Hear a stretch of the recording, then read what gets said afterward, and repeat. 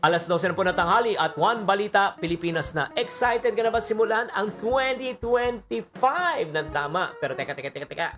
Alam mo, dapat mo bang iwasan para hindi masira ang iyong budget and finances this coming 2025?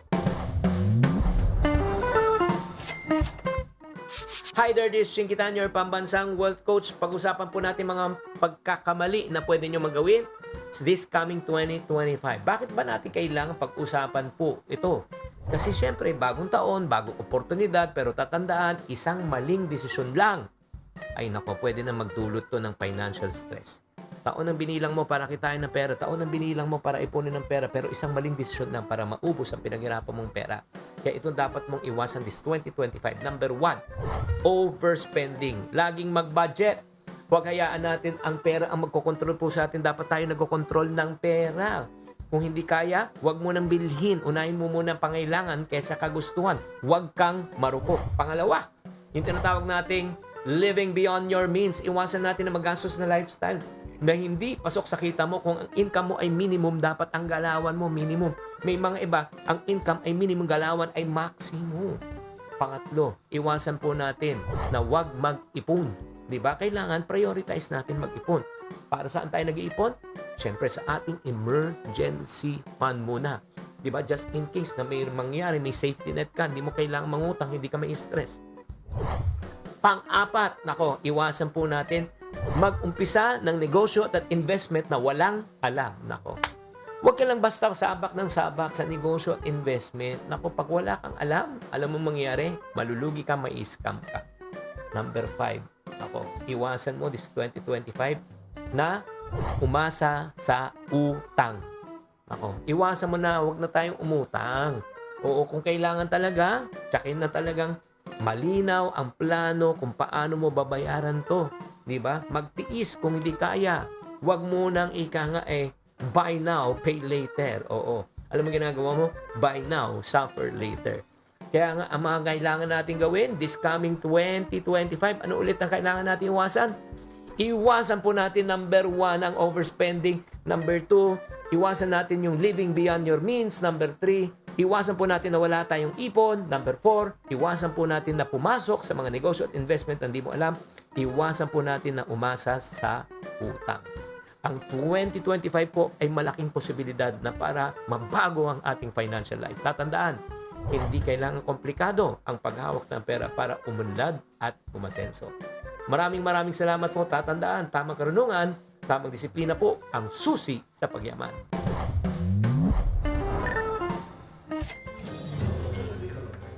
Buena mano sa ating One Balita Pilipinas ngayong Lunes. Mahigit 6 na trilyong pisong national budget para sa taong 2025 pirmado na ni Pangulong Bongbong Marcos. Halos 200 bilyon sa budget na inaprubahan ng BICAM na veto. State of calamity idineklara sa probinsya ng Biliran dahil sa umuuga nilang tulay. 13 Pinay surrogates na hinatulang makulong sa Cambodia, pinalad na magawaran ng pardon at ma-repatriate sa Pilipinas. Matapos kumubra ng award sa Metro Manila Film Festival kagabi ng parangal, Yolo Pascual at iba pang stars ng The Kingdom nag-ikot sa block screenings ng kanilang pelikula. At Andrea Brillantes itinanghal na Most Beautiful Face of 2024. Ilang miyembro ng P-pop groups kasama rin sa listahan. Balitang mainit-init pa! Yan ang latest sa showbiz sikahan. Ngayong tanghalian, kasalo si Cheryl Cosset. One Balita Pilipinas!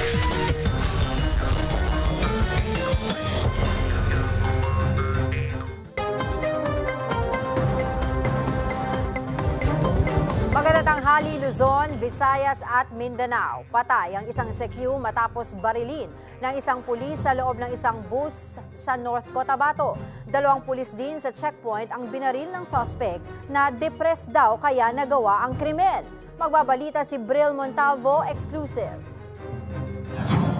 Wala nang buhay ang lalaking ito matapos barilin sa loob ng pampasaherong bus sa Makilala, North Cotabato pasado alas 2 madaling araw noong Sabado. Kinilala siyang si Reynaldo Bigno Jr., 37 anyos at isang security guard. Tama ng bala sa ulo ang agad niyang ikinasawi. Ang suspect sa krimen, kapwa niya pasahero na isang pulis.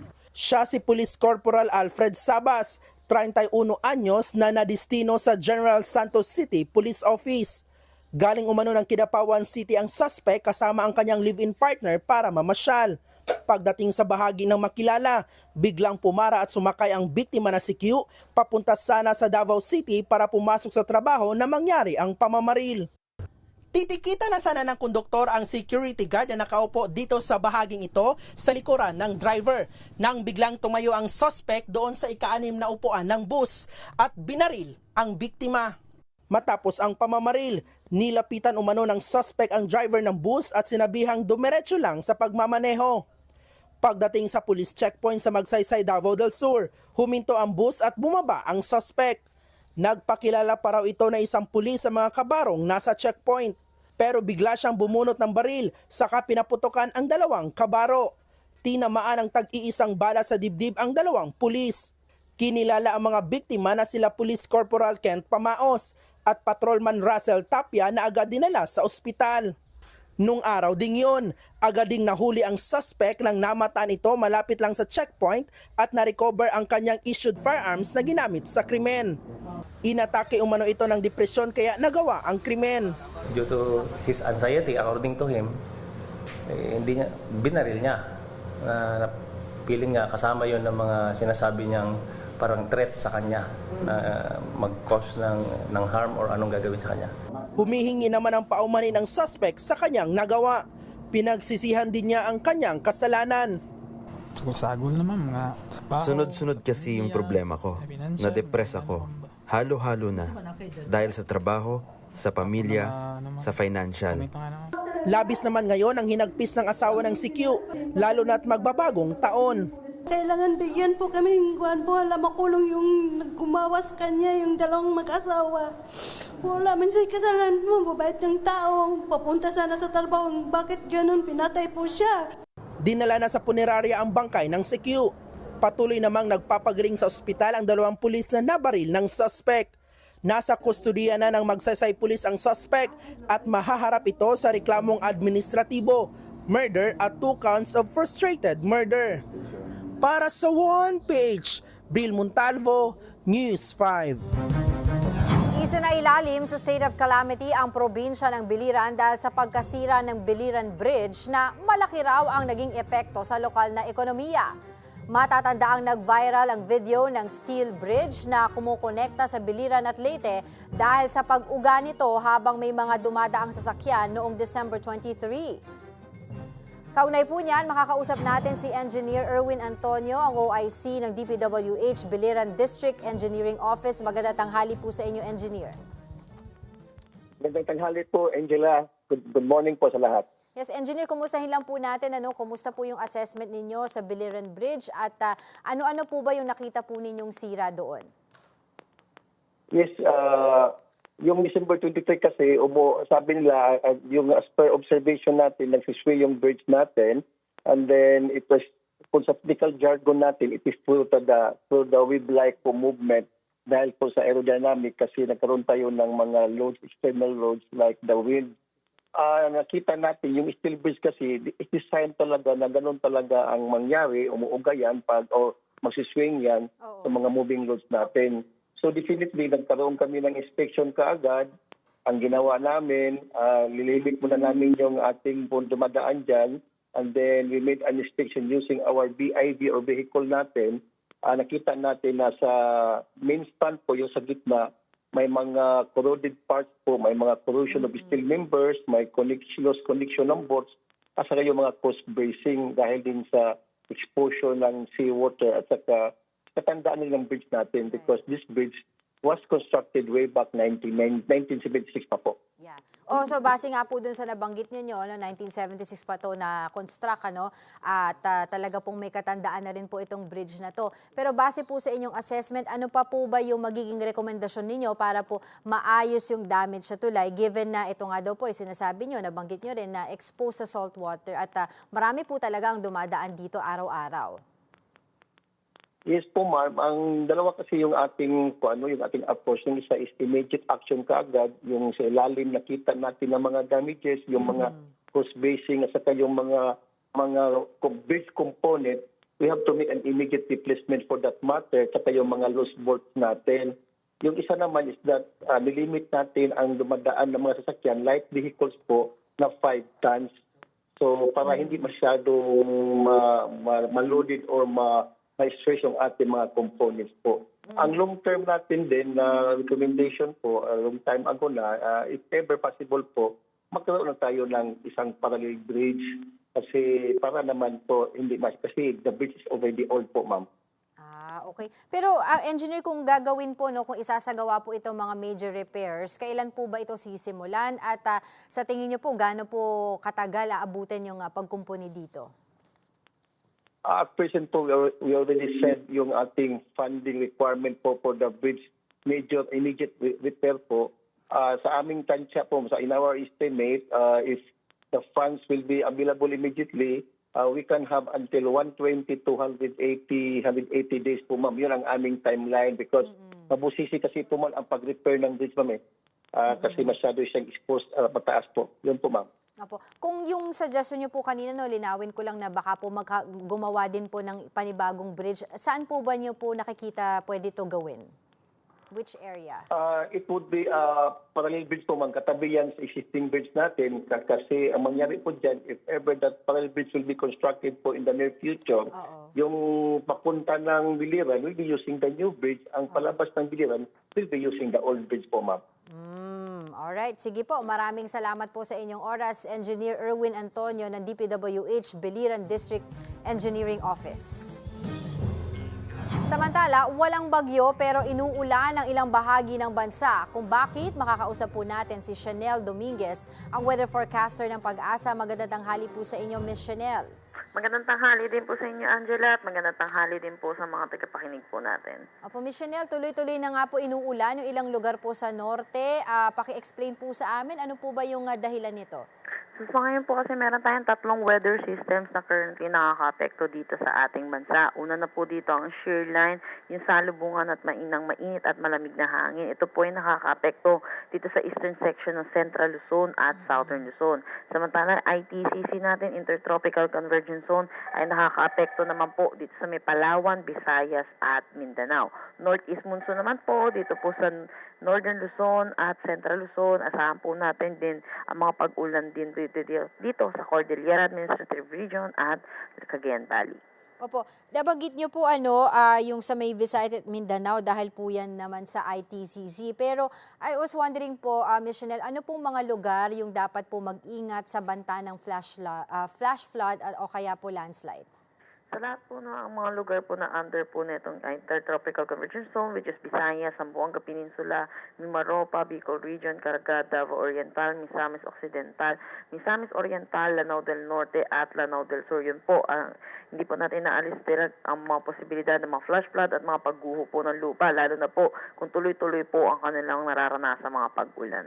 Bukas na po yung yung bisperas ng bagong taon. Ang malaking katanungan po ng ating mga kapatid, anong panahon po ang aasahan natin bukas hanggang magbagong taon at magiging maulan pa rin po kaya ito? Ayun po, depende po kung nasaan pong lugar ang ating mga kapatid po. So, ayun po, kung ito po, kayo po ay nasa may Palawan, Visayas at Mindanao, Intertropical Convergence Zone pa rin naman po makaka-apekto, kaya asahan pa rin po natin ang mga pag-ulan. Shear line naman po ay asahan din po natin dito sa may Northern Luzon. Pero po dito sa Metro Manila, asahan naman po natin magiging bahagya hanggang sa maulap ang ating papawirin na may mga isolated rain showers at possible mga localized thunderstorm pagdating sa hapon at sa gabi. Lastly po, meron po ba tayong gale warning? Sa ngayon po, yes po, meron po tayong gale warning dito po sa northern and eastern seaboards ng northern Luzon, particularly Batanes, Cagayan, including Babuyan Islands, Isabela, Aurora, pati na rin dito sa may Polillo Islands, Ilocos Norte, Ilocos Sur, at La Union. Kaya pinapanlahanan po natin, mga kababayan po natin, at delikado po umalaot sa mga nasabing seaboards po natin. Alright, maraming salamat po sa inyong oras. Chanel Dominguez, ang ating weather forecaster ng Pag-asa.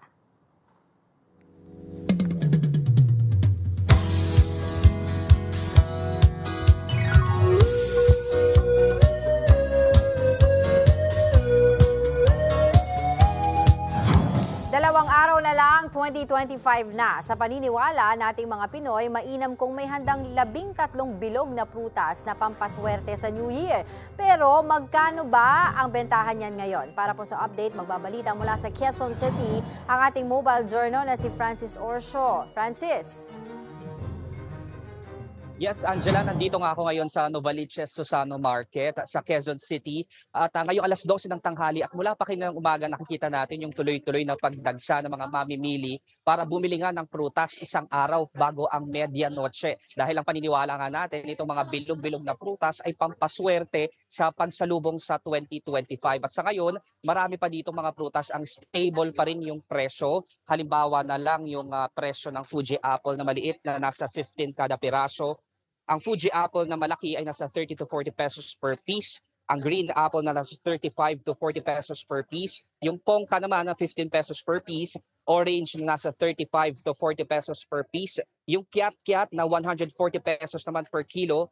Peras na 35 to 40 pesos per piece. Dalandan na nasa 60 per kilo. Pinya na 60 to 150 pesos per piece. Chico na naglalaro sa 230 hanggang 230 per kilo. Ang mangga naman nasa 150 pataas yan per kilo. Yung kiwi nasa 3 piraso per 100 pesos. Yung suha nasa 50 to 100 piece. Depende rin yan sa laki. Ang pakwan na nasa 80 to 150 pesos per kilo or per piece. Melon na 100 per kilo. Longga na nasa 280 to 300 kilo. Ganon din yung presyo ng ubas, Angela. Alam ko, Francis, kanina ka pang umaga dyan, ano? Base sa iyong pagbabantay dyan, ano-ano ba yung mga prutas sa pinakamabili? Angela, yung talagang mga bilog-bilog na prutas yung pinakamabili dito. Halimbawa, yung mga nabanggit nating kiat-kiat, yung orange, pongkan, mga Fuji apples or red apples. Kasi yan talaga yung mga inilalagay at pinang-display ng mga mamimili sa kanilang mesa para mas maganda yung arrangement. Kasi nga, yan talaga yung mga bilog-bilog na prutas. Pero bukod dyan, meron din dito yung ilan pa sa mga binibili. Halimbawa din yung mga melon, pakwan, yung mga mas malalaking bilog na prutas na inilalagay at pinang-display nga rin, Angela, sa kanilang mga mesa. Francis, sa mga tight ang budget, ano bang option na ang meron sila? Angela, ang diskarte kasi dito ng mga mamimili, yung patingi-tingi nilang pagbili ng mga prutas. Halimbawa nga, marami dito yung mga per piece. So hindi sila bumibili ng per kilo, yung kada piraso na lang ng prutas. Kasi nga, yung katwiran naman ng iba, pang-display naman daw yan. So oontean na lang nila yung bibilhin nila kasi imbes na masayang, kaya kakaunti lang yung mga binibili nila. Pero may iba naman na yung diskarte nila mas maramihan naman kasi nga for consumption din yung prutas na kanilang binibili, hindi lang pang display kasi pwede naman daw nila makain ito. Kaya yung ibang diskarte din nila, yung binibili nila mga hindi pa ganun kahinog para mas tumagal yung prutas sa kanilang tahanan, Angela. Oo, Francis, lastly, para mas malinaw tayo, meron bang posibilidad na tumaas yung presyo ng mga prutas na to bukas sa mismong medianoche?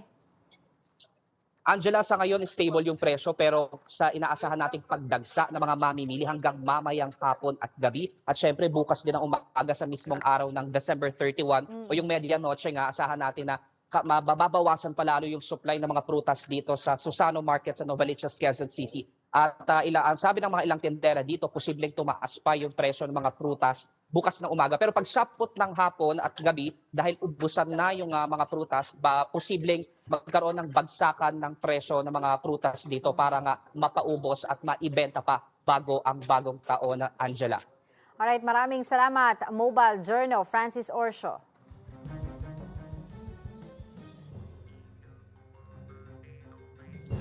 Pinangunahan ni Pangulong Bongbong Marcos ang paggunita sa ika-128 anibersaryo ng pagkamatay ng ating pambansang bayaning si Gat Jose Rizal ngayong araw sa Luneta.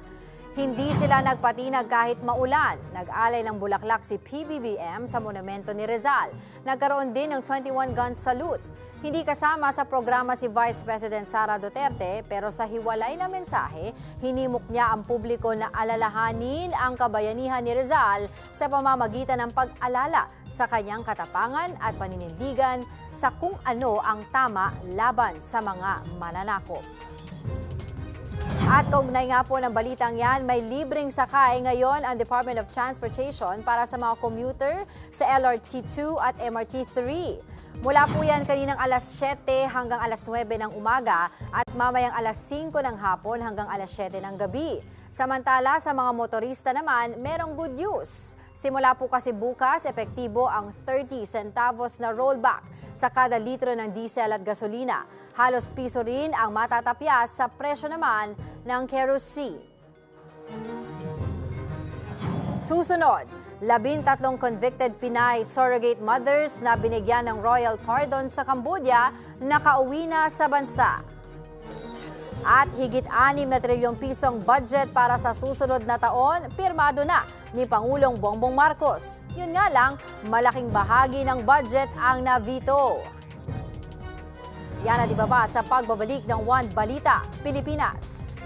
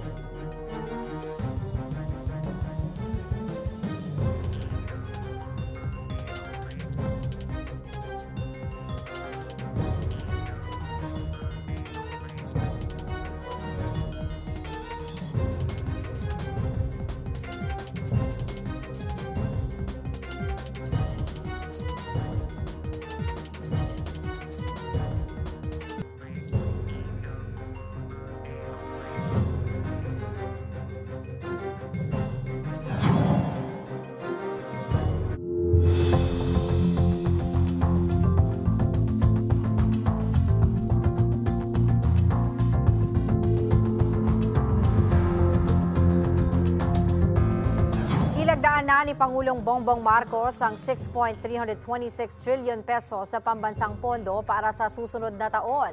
Ang inaprobahang budget natapyasan na ng halos 200 bilyong piso. Para sa update, magbabalita live si Maricel Halili. Maricel, anong ahensya ba ang pinaglaanan ng pinakamalaking budget para sa susunod na taon? Angela, gaya ng inaasahan, Department of Education pa rin yung may pinakamalaking pondo na inilaan matapos lagdaan ni Pangulong Bongbong Marcos ang General Appropriations Act para sa taong 2025 kaninang umaga. Ito kasi yung matatandaan natin na maya't maya kina-question ng mga bumabatikos kung bakit nangyari na mas mataas yung pondo ng DPWH over Department of Education, or not necessarily the agency but the sector itself. Kasi ang nakalagay sa konstitusyon natin, dapat pinakamalaking pondo yung nakalaan sa sektor ng edukasyon. At ito nga yung tiniyak ng pamahalaan. Kaya nangunguna yung Department of Education pa rin sa may pinakamalaking pondo at pumapangalawa ang DPWH matapos i-veto ni Pangulong Bongbong Marcos yung 26 billion pesos na pondo sa ilalim ng ahensyang ito. Okay, so linawin lang natin, yung sa PhilHealth will stay na zero subsidy. Ang PhilHealth, wala na talagang magagawa si President Bongbong Marcos dyan, Angela. Zero subsidy talaga siya dahil ang pwede nilang gawin ngayong naipasa na ng bicameral committee ang budget sa Pangulong Marcos ay ang pag-veto nito. Hindi naman sila pwedeng magdagdag ng budget. So nananatili siya sa zero subsidy. Ang sinabi dyan ni Finance Secretary Ralph Recto, babantayan nila ng husto itong PhilHealth. Kailangan nilang matiyak na nagagamit ng maayos yung kanilang pondo dahil malaki-laking araw yung reserved funds ng nasabing ahensya at sinasabi ni Secretary Recto, bakit hindi na lang tukuyin kung ano ba yung top 10 na sakit at ito yung pagtuunan ng pansin ng mapalawak pa yung benepisyo na pwedeng ibigay ng PhilHealth sa mga benepisyaryo nito. Okay. Mase doon mula sa inaprubahan ng bicameral conference, anong ahensya yung may pinakamalaking budget cut? Well, clearly, yung 26 billion pesos na tinanggal ng Pangulo mula dito sa DPWH, masasabi talaga natin na malaki yung itinapyas.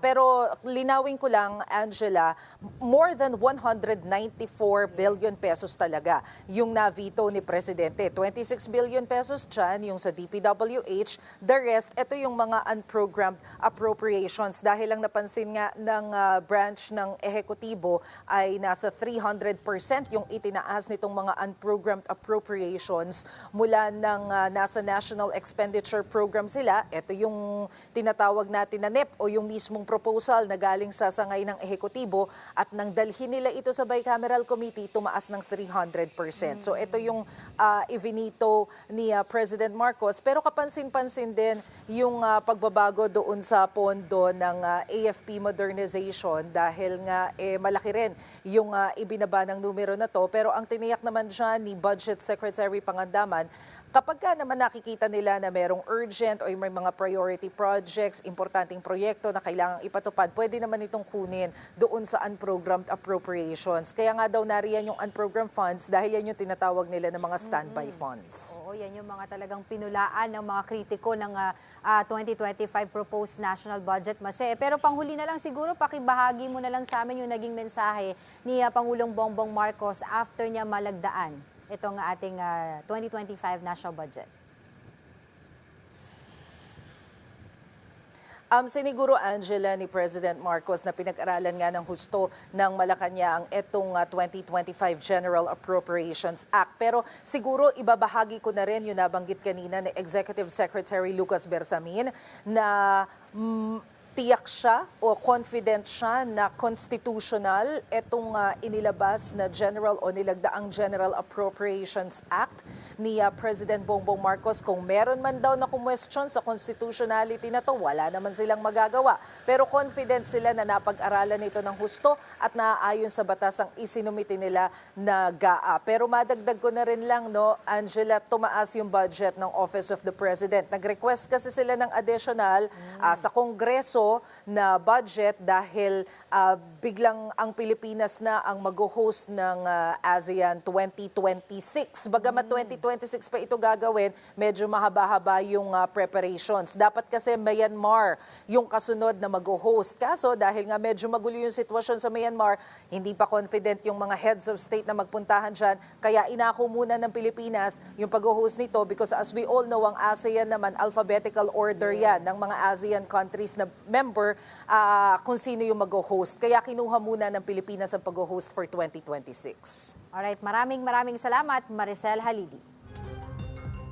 Sa iba pang balita, nakauwi na sa bansa ang 13 Pinay surrogate mothers na nahuli sa Cambodia. Dumating sila nitong linggo kasama ang 3 sanggol. Unang hinatulan ng 2 taong kulong sa Cambodia ang 13 Pinay dahil sa paglabag sa Trafficking in Persons Law. Pero sa pakikipagnegosasyon ng Pilipinas ay nabigyan sila ng pardon. Itinuturing sila ng pamahalaan na biktima ng human trafficking at tinurn over na ang kustodiya sa DSWD at Interagency Council Against Trafficking. Kaugnay po niyan at sa iba pang issue, makakausap po natin si Foreign Affairs Undersecretary Eduardo De Vega. Magandang tanghali po sa inyo ulit, Yusek. Magandang tanghali and manigong bagotot. Opo. Yusek, ano na po ba ang lagay nitong 13 Pinay surrogate mothers nang dumating po sila kahapon at meron pa po bang buntis sa kanila? Opo.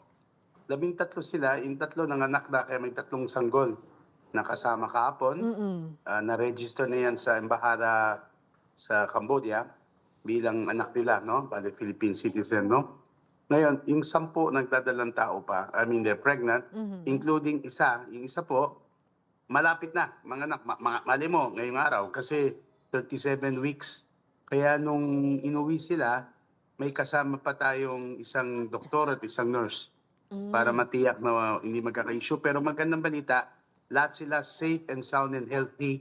Yung dumating hapon, sinalubong namin at nasa DSWD yung 13 para alagaan sila, kupkupin sila, gawin silang beneficiaries ng reintegration program for traffic persons ng DSWD. Ang issue lang ngayon, hindi pa alam ng mga pamilya nila. Kaya nga, we're keeping their privacy. Kita nyo, biniblur natin yung mga photo. Tinatago pa nila sa kanilang mga pamilya na sila ay surrogates. Ang alam ng mga pamilya nila, OFW sila sa somewhere in Thailand. So, yun ang isang issue kung paano mariresolve to. Meanwhile, yung IACAT naghihintay ng opportunity para tuloy ang investigation, kukunin ang testimony nila para subukan natin na hatulan yung mga nag-recruit sa kanila. Opo. Yusek, yung mga sanggol po nitong mga surrogate mothers na to, kanino po ba mapupunta yung kustodiya nila? Sino po yung mga ngalaga sa kanila? Ang sinabi natin sa korte, sa Cambodia, pati sa pamahalaan, kaya kasama rin yun sa Royal Pardon, no? Kung bakit tayo binigyan ng Royal Pardon, aalagaan nila, hindi na ibibenta. Kasi kung tatatuin ng mga nanay bilang parang commodity, edi surrogacy ito. Ngayon, sinabi natin, at tinanggap ng mga kababayan natin na lahat sila alagaan ng anak nila. So, they will be with the mothers. Now, depende na yan, tulad ng any mother sa Pilipinas, kung hindi niya kaya palakihin, well, alagaan niya ng DSWD. No? Ayoko pang magpumunta doon dahil wala pa tayo doon. However, note po, yung 13, actually, 20 sila in the beginning, no? Yung 7 nakauwi na dahil hindi sila pregnant, no? Yung 13, inaalok yan originally ng up to $10,000 to $12,000 per delivery ng baby. Yun ang dahilan kung bakit nga sinabihan na nagbabiolate sila ng batas dahil yung nga, pumayag sila mag-surrogate. Ang alam nila, Thailand, nila sa Cambodia. Yung nga yung babala natin sa mga babayan na huwag nila gawin yun. Pero yung babies, nasa kustodiya ng mga nanay, of course, tutulungan sila ng DSWD kung kailangan. Kanina po, Yusek, nabanggit nyo tungkol dun sa recruiter nila. Nakapagbigay po ba sila ng salaysay kung sino ang kanilang naging recruiter dito? Meron po bang kaugnayan dito? Pinoy po ba? Dayuhan? Yung nasa likod po nitong surrogacy scheme? Opo. Yung recruiters were online. Recruiter. Lahat sila may sinasabi, pati sa Cambodia pa lang sinasabi, tsaka yung 7 na nakauwi na noon sinasabi, may isa daw na mukhang Cambodian.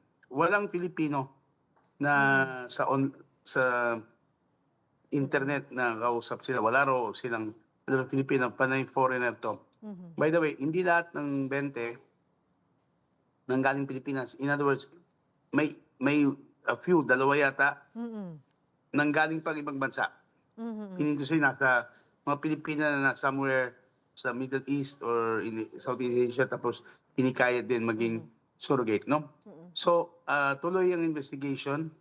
Ngayon na nauwi natin sila, syempre, tayo gumastos yan, ha? I mean, by the way, napasa yung budget, pasalamat tayo kay President kasi tuloy pa yung budget namin for assistance sa mga kababayan natin, no? Kasama yung mga ginamit para makauwi sila, no? Binigyan din silang financial assistance sa Phnom Penh, no, ng ating embahada. By the way, kailangan nila, kailangan tulungan naman tayo by testifying, pero natatakot din sila na baka bawian sila, no? Yun din, maintindihan natin yun. So, hintayin natin yung report ng DOJ kasi sila may hawak ng IACAT, ng Council Against Trafficking. I'm sure pagtatrabahuan niya. Meanwhile, meron akong gusto paliwanag na sila lang alam natin surrogates. At kung may tanong, bakit walang ginagawa ang pamahalaan, kung bakit nangyari ito? Actually, every day meron tayong ino-offload. Yung Bureau of Immigration sa airport, alam nila, sa ating commercial airline, alam nila na some of the Filipinos na papanggap na magiging turista, hindi kailangan ng visa, di ba? To Thailand or elsewhere sa region, ay maaring magta-traffic, kaya hindi nila pinapasakay. So, we are preventing it.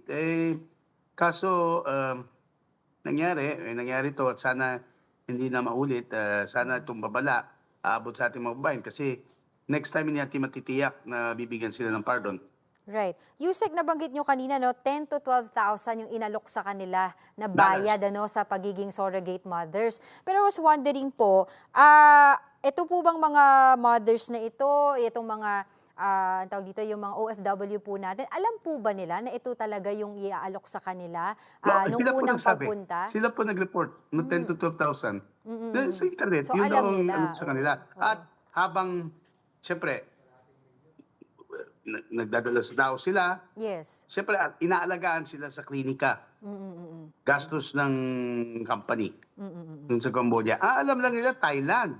Hindi na naisip na Cambodia baksak nila. Kasi Thailand, hindi illegal ang surrogacy. Pero sa Thailand, sa Cambodia, mas mura pero illegal. Kaya, alam nila, yun ang nag-kahit sa. However, ang trato pa rin natin, every time nangyari to, mga biktima sila dahil hindi naman nila naisip na Cambodia ang baksak nila. And, itong mga, Yusek, yung iba hindi pa dumaan ng airport daw. Dumaan papuntang Malaysia by boat, galing doon. This is very typical ng mga traffickers. Hindi lang surrogacy pero kung ano-ano pa, mga scammers, ganyan, na nagre-recruit ng Pilipino. Yusek, taking this opportunity na rin po para matanong po sa inyo, yung issue naman po ng isang kababayan natin sa Kuwait na sangkot daw po sa pagkamatay ng anak ng kanyang amo, yung baby daw na nilagay sa washing machine. Can you give us some more details? Gaano po siya katagal na nilbihan sa amo niya bago po nangyari itong insidente? Well, palipat-lipat siya ng amo. She's legal sa Kuwait since 2015 pa. Siya nandun. Kaya nagtataka tayo kung bakit nag-snap siya at ginawa to, hindi to pangalan. Maaring depressed siya, maaring may mental issue, maaring may problema sa amo. Hindi pa nakausap, nandun yung ating abogado at yung embassy, yung migrant workers office doon, nandun sa station. Hindi pa sila binibigyan ng pagkakataon na ma-interview one-on-one. Alam nyo, stricto naman ang criminal procedure sa Kuwait. Alam natin, tigasan siya at yung OWA, nakausap na yung pamilya niya dito para ibigyan ng assurance na bilang OFW, bilang overseas Filipino, she's entitled to all the protection ng gobyerno. Alam natin, maraming galit, hindi lang Kuwaitis o ibang Pilipino sa Kuwait.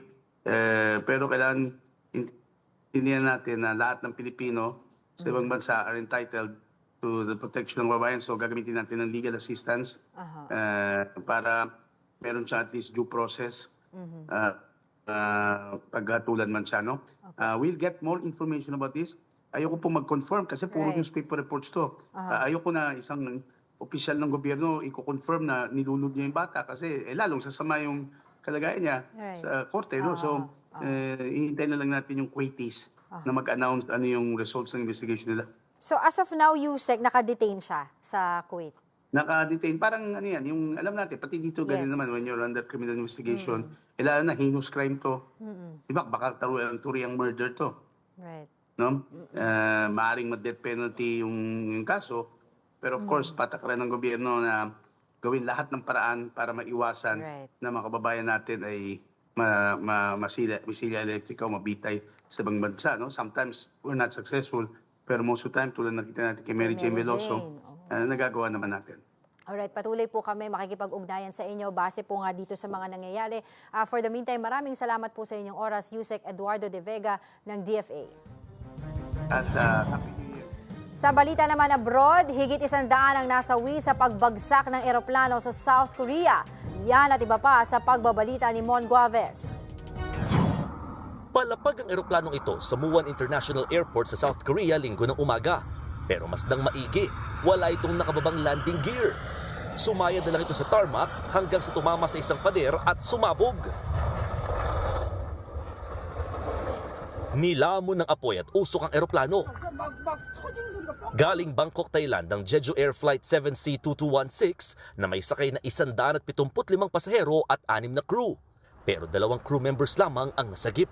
Base sa investigasyon, nangyari ito matapos magbabala ang air traffic control sa posibleng bird strike. Pero duda ang mga eksperto na ito talaga ang dahilan ng aksidente. Sa Kazakhstan, kita ang pagdausdos ng Embraer 190 ng Azerbaijan Airlines habang sinusubukang lumapag sa runway sa bayan ng Aktau. Pero tila nawalan ng kontrol ng eroplano, tuluyang nag-crash. 38 sa 67 sakay nitong nasawi. Git ng presidente ng airline na si Ilham Aliyev, Russia ang nagpabagsak sa eroplano. Nagsorry naman si Russian President Vladimir Putin sa Azerbaijani counterpart. Nagsasagawa na raw sila ng investigasyon sa posibleng kasong kriminal. Pero hindi nito kinumpirma kung mga sundalo nga nila ang nagpabagsak sa eroplano. Sa Amerika, libo-libong flights ang na-delay dahil sa 10 buhawi na tumama sa Southeast Coast. Ayon sa ulat, higit 7,000 flights ang na-delay habang 200 ang nakansela. Isa naman ang naiulat na nasawi at 4 ang sugatan. Pumanaw na si dating US President Jimmy Carter sa edad na 100. Binawian siya ng buhay sa piling ng kanyang pamilya sa Georgia nitong December 29. Bago ito, kilala siya bilang longest living president of the free world. Nobel Peace Prize winner din siya dahil sa tinayo nila ng kanyang asawa na The Carter Center na isang malaking foundation. Ako, si Mon Gualvez, para sa 1PH. Susunod, pelikulang The Kingdom na humakot ng nominasyon at award sa Metro Manila Film Festival, ipapalabas na rin daw sa ibang bansa. Yan at iba pa sa pagbabalik ng One Balita, Pilipinas.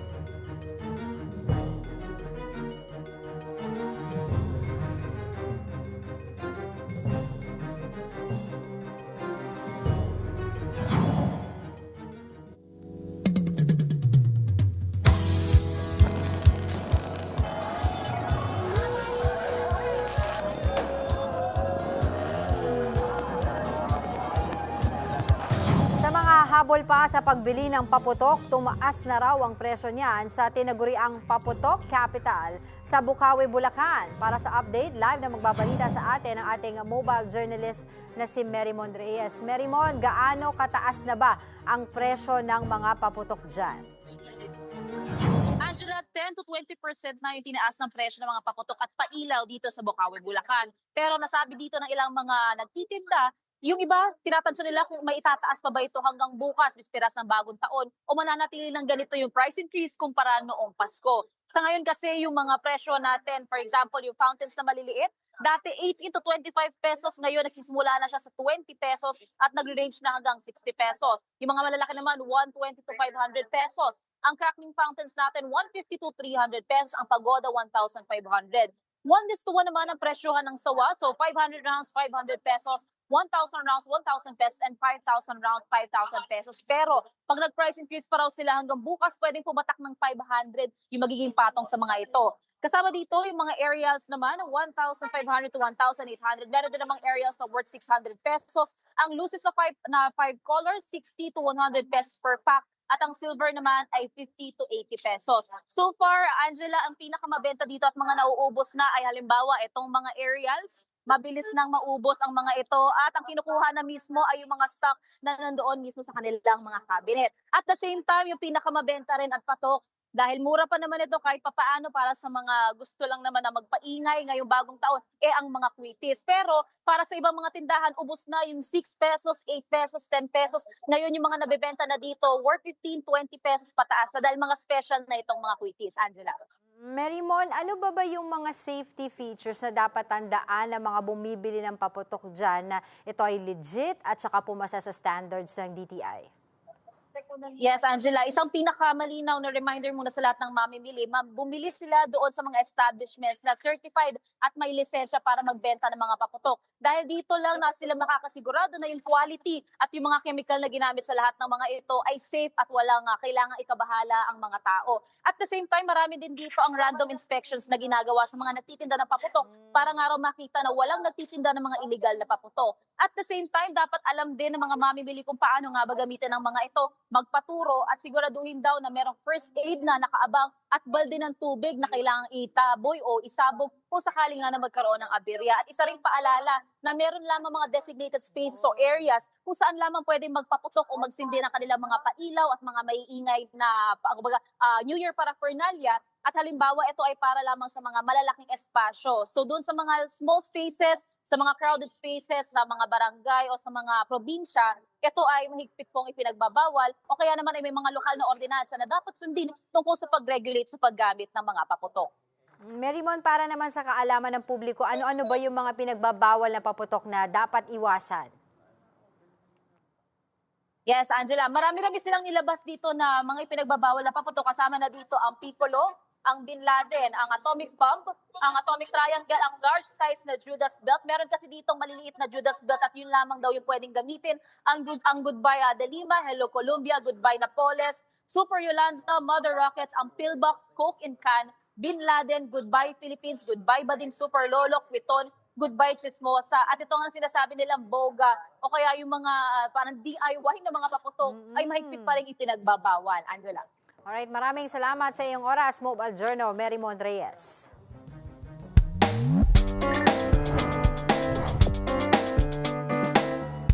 Magandang tanghali mga kapatid. Lumabas sa ginawang survey ng social weather stations na 90% ng mga Pilipino na kanilang tinanong ang nagsasabing papasok sila ng 2025 na may positibong pananaw. Pero kahit 90% ang positibo, pababa ito ng 6% kumpara noong pagpasok ng 2024. Ikaw kapatid, anong nilook forward mo sa pagpasok ng 2025? Tara samahan niyo ako at magtatanong tayo dito. Anong nilook forward mo sa 2025? Gusto ko lang pong yumaman, gumanda yung buhay. Bakit yun? Pero para gumanda yung buhay ng magulang ko. Gusto ko po lang ibawi po yung yung pera ko po para makabili po ako ng e-bike. Wala pa ako maisip. 2025 na eh. Oo. Sana nga gumanda eh. Hindi ko alam kung ano eh. Yung stable na trabaho. Saka konting hanap buhay. Okay. Basta magkaroon lang po ng magandang umpisa and then magpatuloy lang po hanggang sa makabuo po ako ng kung saan magkakaroon po ako ng sapat na kita at sapat na pera para po sa mga magiging gastusin ko po sa future po, sa mga pamilya ko. Ako inyong hari ng bayan, ang tunay at nag-iisang pantanggalumay sa pananghalian.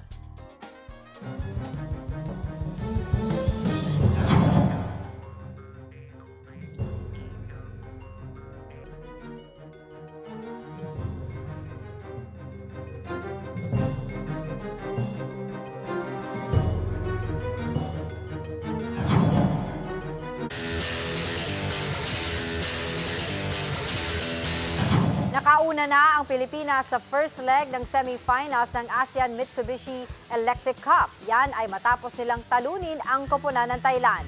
Magbabalita si Ian Suyu. Matapos ang breakthrough campaign sa group stage, mas malaking hamon ang sunod na hinarap at napagtagumpayan ng ating national football team sa Leg 1 semifinals ng ASEAN Mitsubishi Electric Cup. Kontra yan sa two-time defending champion na Thailand. Sa harap ng libu-libong Pinoy fans sa Rizal Memorial Stadium, agad nakakuha ang Pilipinas ng early lead nang umiscore si midfielder Sandro Reyes ng left-footed strike sa 23rd minute ng laro. Pero ang defending champions hindi nagpatinag at naitabla pa ang laro after 20 minutes matapos maisahan ni Sifanan Burirat ang depensa ng Pilipinas. Pagdating sa second half, dito na mas naging dikdikan ang laban. Yan ay hanggang sa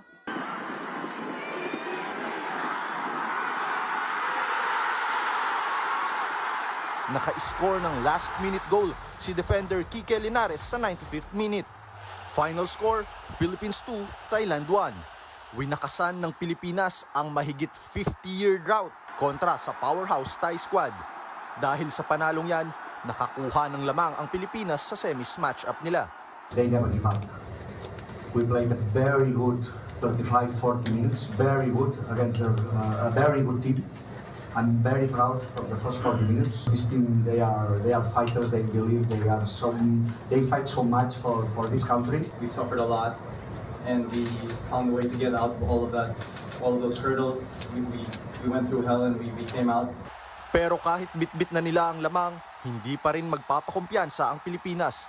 Target ng national team na makuha ang kauna-unahang finals appearance ng Pilipinas sa kasaysayan ng torneo. Kailangan makakuha ng isa pang panalo sa Leg 2 na gaganapin naman sa Thailand sa December 30. Samantala, nagretiro na sa football ang captain ng Philippine Women's Football Team na si Tanhay Anis. Sa isang podcast, inamin ni Anis na matagal niya na itong pinag-isipan at masaya siya sa kanyang naging desisyon. Naging malaki ang ambag ni Anis sa national team. Sa kabuuan ay mayroon siyang 43 appearances at nakapagbigay sa koponan ng 14 goals. Para sa 1PH, Ian Suyu, News 5.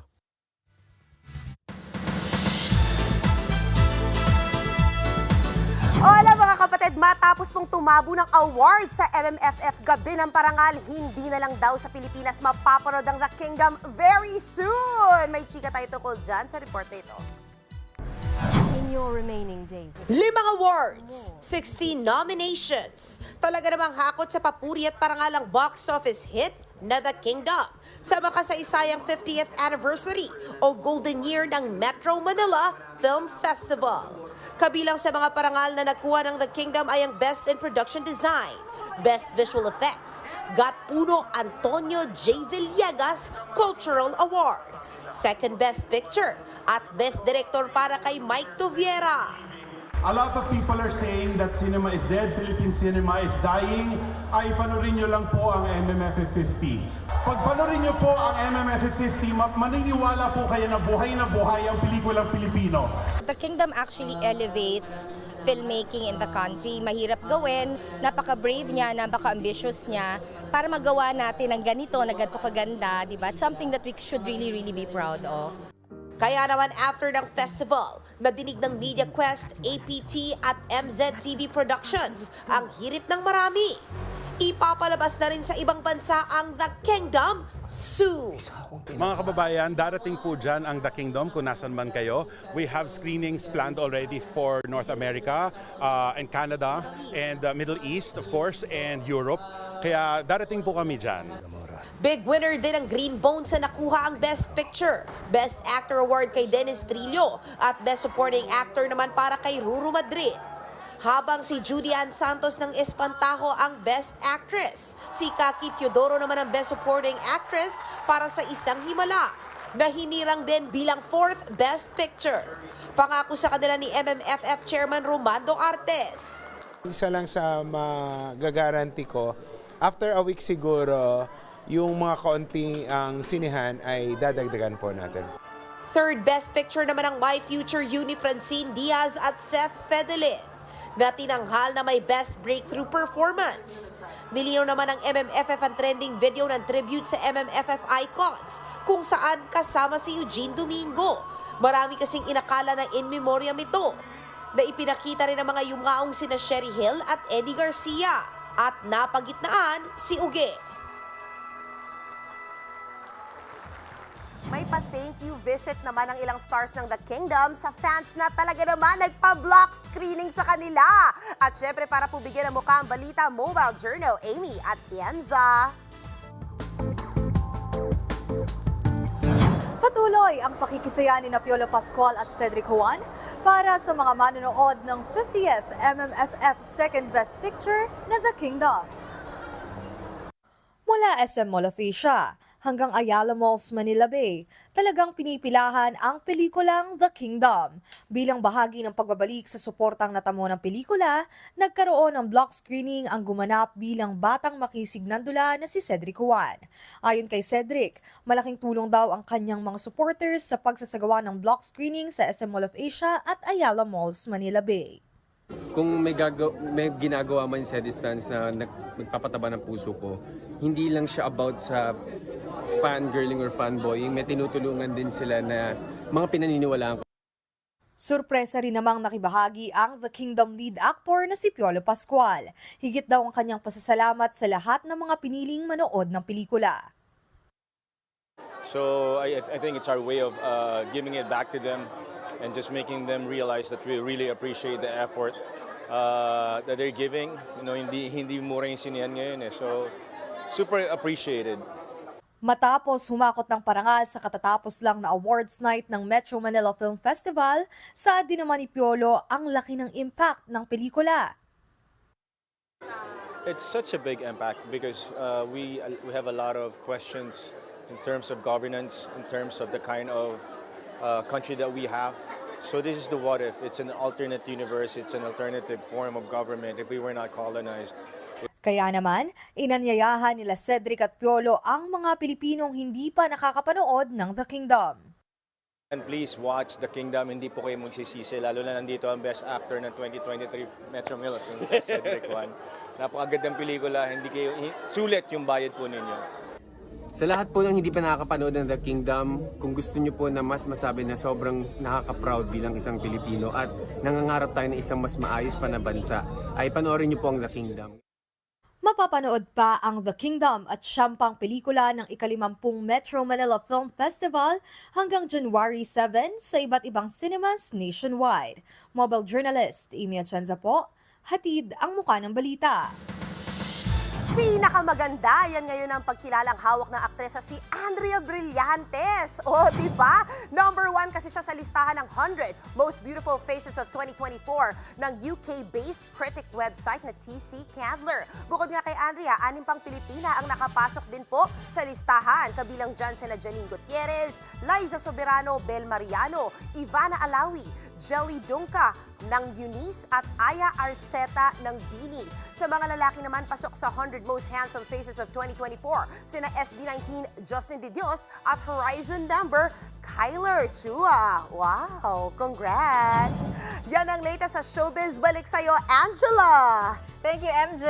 At yan po ang mga bumabanderang balita at public service sa inyong tunay na kasalo sa tanghali. Sa ngalan po ni Cheryl Cosim, ako po si Angela Lagunzad Castro. Kami ang 1PH, teleserbisyo para sa Pilipino.